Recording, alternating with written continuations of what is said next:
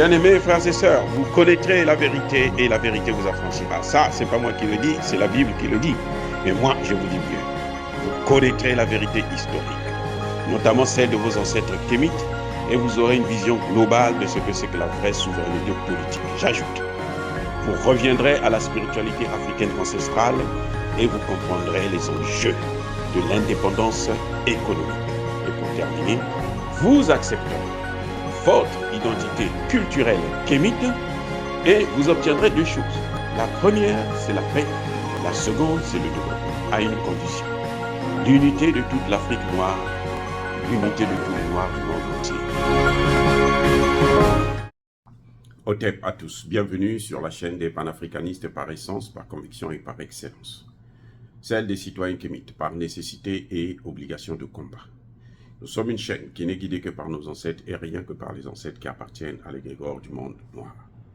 Par conséquent, nous ne croyons en aucun Dieu venu de l'étranger.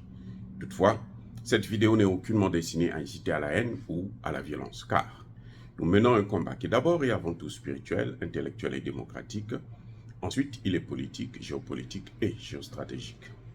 Contre l'impérialisme, le colonialisme, le néocolonialisme et l'endocolona, qu'ils ont tous qualifiés de crimes contre l'humanité. Nous menons ce combat sur la base du principe fondamental que nous avons hérité de nos ancêtres kémites, qui est celui de la Mahat, c'est-à-dire solidarité, vérité et justice. Vous êtes donc en droit de connaître la vérité et nous avons l'obligation de vous dire la vérité, rien que la vérité, afin que justice soit rendue au continent africain. Et ça, c'est notre modeste contribution dans cette noble lutte en faveur de la souveraineté, de la dignité, de la solidarité et l'unité africaine. C'est exactement ça que nous appelons le panafricanisme.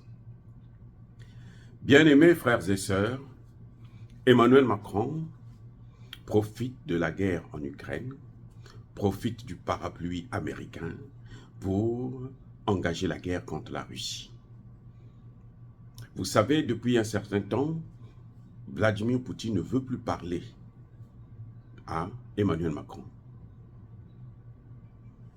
Il préfère négocier en secret avec Joe Biden, le maître d'Emmanuel Macron. Mais il ne veut plus voir Emmanuel Macron, il ne veut plus lui parler. Pareil pour Zelensky.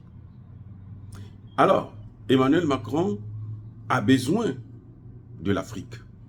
Mais celui qui le chasse de l'Afrique, c'est Vladimir Poutine.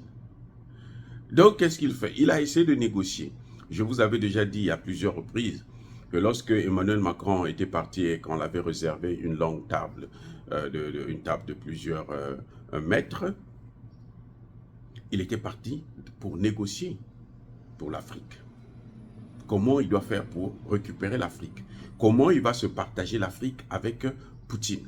Mais c'est ce que Poutine d'ailleurs n'a pas l'intention de faire, parce que Poutine n'est jamais venu en Afrique pour s'accaparer de l'Afrique, pour s'accaparer des matières premières africaines. Poutine a des raisons géostratégiques qui fait qu'il s'intéresse beaucoup à l'Afrique. Et la Russie a toujours été du côté des Africains. Le seul pays développé qui n'a jamais fait du mal à l'Afrique, c'est la Russie. Et on l'a vu quand les Africains sont allés à la médiation, c'est devant les chefs d'État africains que Poutine a présenté l'accord de paix signé avec Zelensky pour arrêter la guerre. C'est un an, il a gardé ça pendant un an. Et lorsque les chefs d'État africains sont venus le voir, pour montrer le respect qu'il a pour ces pauvres, parce que c'est des malheureux, ils sont tous des mendiants. D'ailleurs, l'Ukraine l'a dit, lui, il ne les a pas reçus comme étant des mendiants, mais comme étant des dirigeants à part entière. Et il leur a présenté. Donc, visiblement, la négociation avec Poutine ne marche pas. Et Emmanuel Macron n'est pas content. Parce que quand il part avec la Chine, oui, la négociation marche. Les Chinois, plus ou moins, essaient de ménager les Français. Mais pas avec Poutine. Poutine ne veut pas. Eh oui, parce que les Chinois sont prêts à faire exactement ce que les Européens ont fait, ce que les Américains font en Afrique. Les Chinois, si vous ne les contrôlez pas bien, ils vont détruire l'Afrique, ils vont dévaster l'Afrique. Ils ont amené leur système de cyber-attaque, de pillage des matières premières, ainsi de suite. Mais ce n'est pas ce que fait la Russie. Donc, Emmanuel Macron est dans tous ces États. Il ne sait plus quoi faire.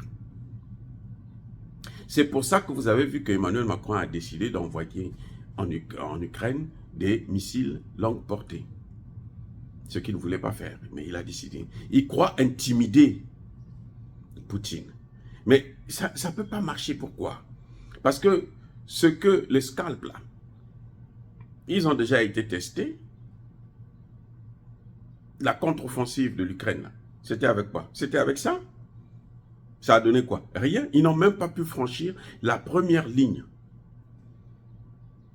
Donc, Emmanuel Macron est perdu.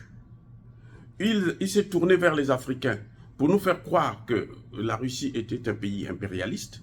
Les Africains ne l'écoutent même pas. Il est hors sujet. Je vous ai sorti une vidéo pour dire Emmanuel est toujours hors sujet. Il est hors sujet. Notre problème, c'est notre souveraineté, c'est le développement. C'est l'émergence. Notre problème, c'est pas bon, la Russie. Ça, c'est son problème à lui.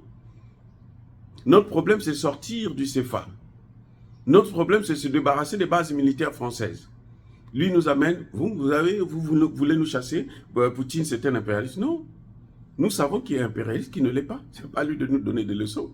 Ce discours-là, il a martelé, mais jusqu'à présent, ça ne marche pas. Ça ne marche pas. Il tente d'assassiner Assimi Goïta, ça ne marche pas. Il tente d'assassiner Traoré, ça ne marche pas. Et ça ne marchera pas. C'est parce que le déclin de la France a été engagé. Et c'est fini, il ne pourra pas faire autrement.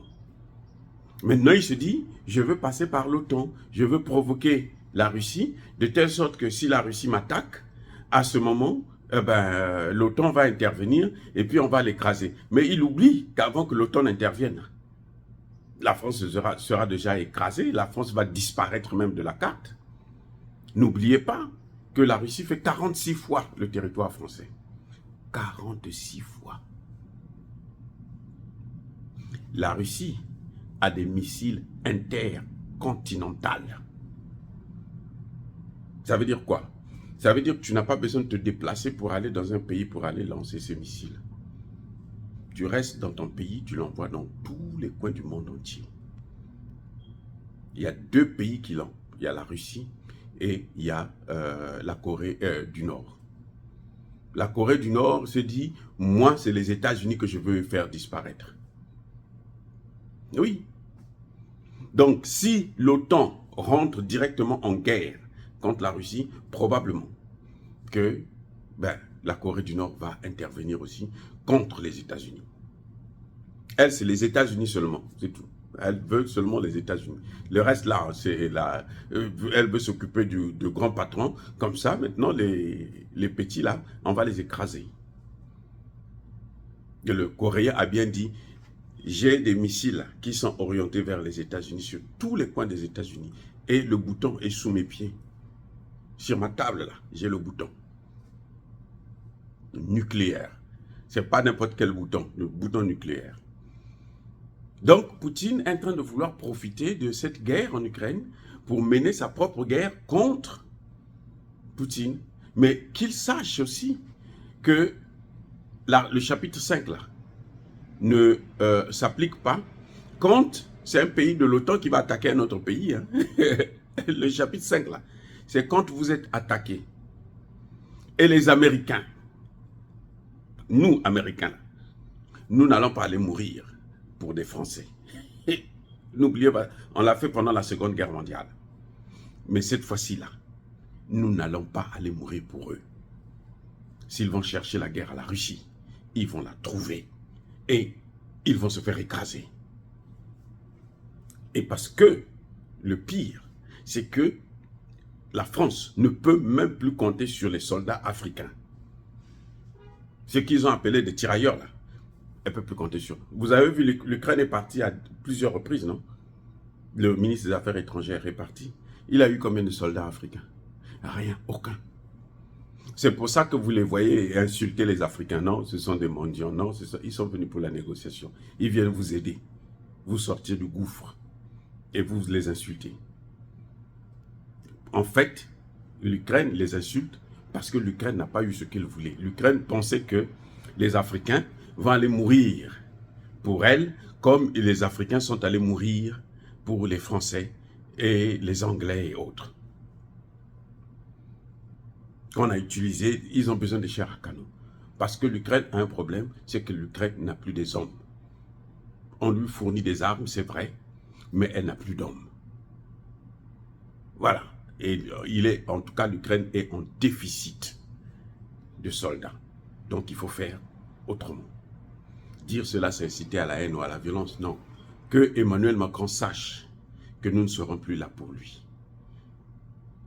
Nous l'avons fait pendant la Seconde Guerre mondiale. Et c'est les héros de cette Seconde Guerre mondiale, quand ils sont revenus à Charonne, De Gaulle a ordonné de les massacrer. Ça ne se fera plus encore. Si elle va aller mourir pour l'Ukraine, ou bien pour protéger ses intérêts en Afrique, elle n'a qu'à se débrouiller avec la Russie. Parce que nous avons confiance en la Russie dans ce domaine-là. C'est la première puissance militaire au monde.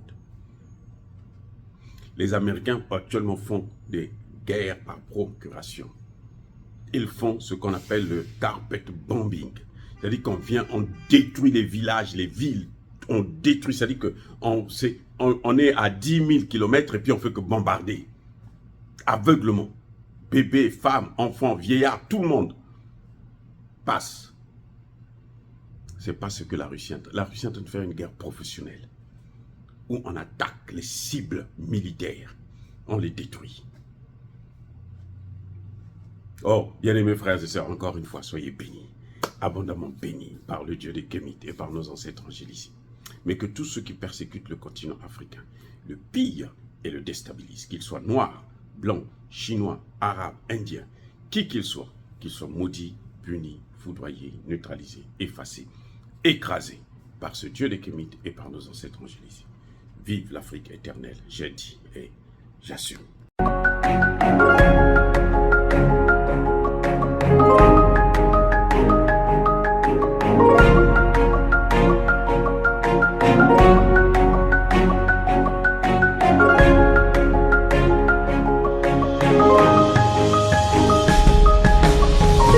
Eux, ils marchent par la foi et non par la vue. Mais moi, je vous conseille vivement de marcher par la connaissance scientifique et historique, notamment celle de nos ancêtres kémites, par les 5 sens et par l'intelligence. À vous, Apia.